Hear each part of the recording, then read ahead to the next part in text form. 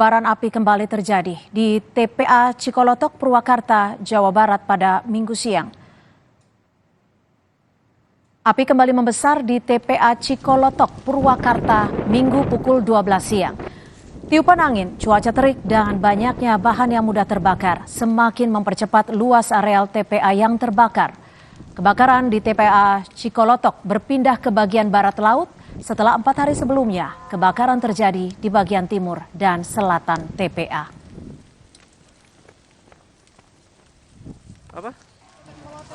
Sampai Minggu siang tadi, saudara, kebakaran TPA Cikolotok, Purwakarta masih terjadi. Sebagian titik api mulai dipadamkan tim damkar, dibantu pemulung di sekitar TPA. Kebakaran TPA Cikolotok meluas hingga ke bagian barat laut, dan penyebab TPA kembali terbakar karena teriknya cuaca panas, tiupan angin kencang, dan masih ada sisa kebakaran pada 4 hari lalu yang belum padam.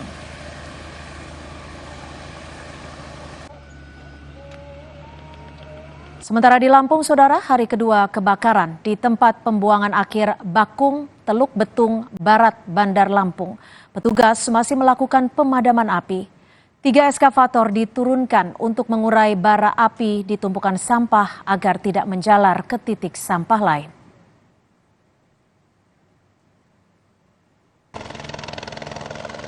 Di Denpasar, belum juga padam, tim gabungan terus berupaya memadamkan kebakaran di TPA Suwung. 1 armada helikopter tipe Bell 412 SP oleh BNPB membantu pemadaman dari udara. Selain jalur udara, pemadaman melewati jalur darat pun dilakukan oleh pihak damkar yang bekerja sama dengan gabungan TNI Polri.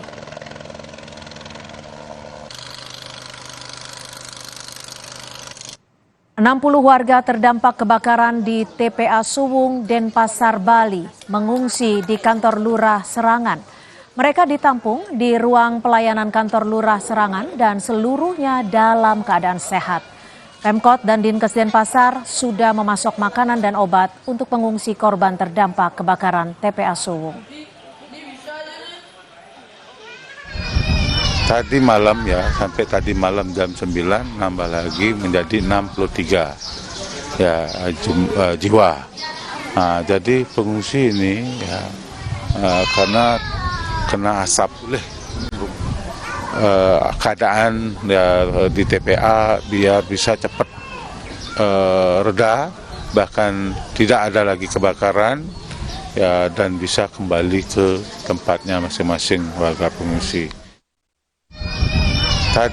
Saudara, informasi lainnya di Kompas Petang akan kami sajikan selepas jeda. Di antaranya Ganjar Pranowo nonton MotoGP bersama istri Siti Atiko dan putranya Alam Ganjar di Mandalika.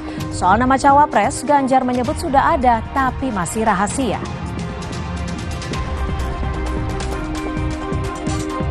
Lainnya di Kompas Petang, Komisi Pemberantasan Korupsi menemukan sebuah cek bank senilai 2 triliun rupiah saat menggeledah rumah dinas ex-Menteri Pertanian Syahrul Yassin Limpo.